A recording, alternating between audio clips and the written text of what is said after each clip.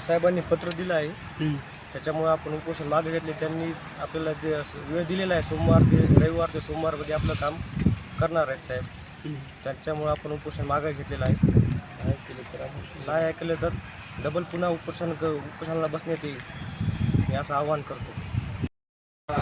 14/8/2026 रोजी श्री शिवम मल्लिकार्जुन वाघमोडे हे उपोषणाला बसणार होते. तर त्यांचा जो प्रॉब्लेम होता, त्यांच्या जे शेतातलं पाणी ते कच्च्या नालीने ते जात नाही, म्हणजे किंवा त्याचा निचरा होत नाही पाण्याचा.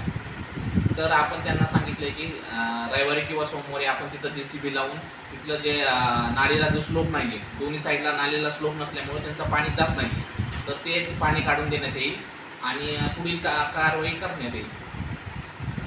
पत्राने मग त्यांना हे आश्वासन देण्यात येत आहे आणि त्यानुसार ते उपोषण मागे घेत आहे.